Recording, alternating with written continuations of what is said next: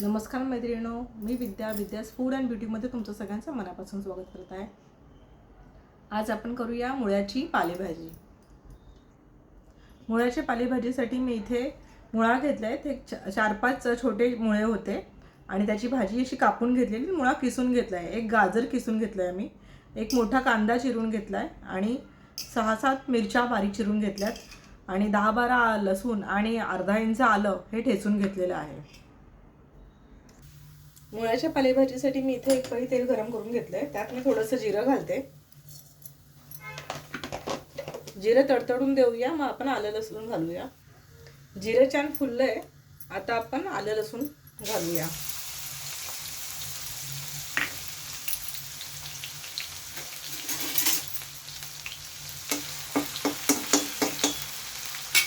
आलं लसूण थोडं परतून झालंय, मग कांदा आणि मिरची घालूया।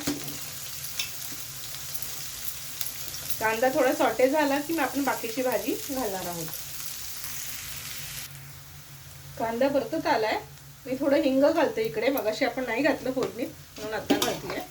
आणि आपण आता ही सगळी भाजी यात घालून घेऊया, पालेभाजी।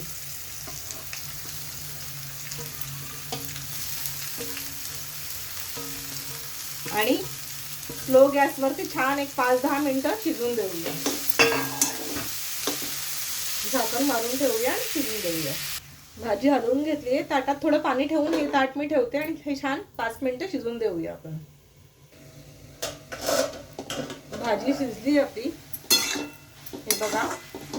मी इथे हळद घातली नाही, तुम्हाला हवं असेल तर तुम्ही घालू शकता, पण हा असा रंग पण छान वाटतो।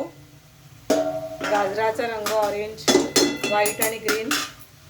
त्याच्यामध्ये मी मीठ टाकून घेते आणि इथे ओला नारळ आहे तो घालते आणि 1 चमचा शेंगदाण्याचं कूट आहे ते घालते।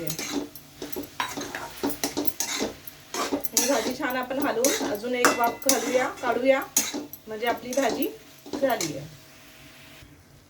आपली भाजी तयार आहे। चला तर आपण सर्व करूया। आपली मुळ्याची पालेभाजी तयार आहे।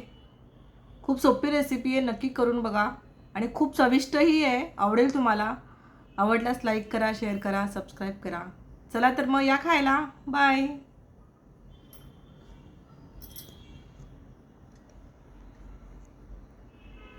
चला तर मग या खायला, बाय।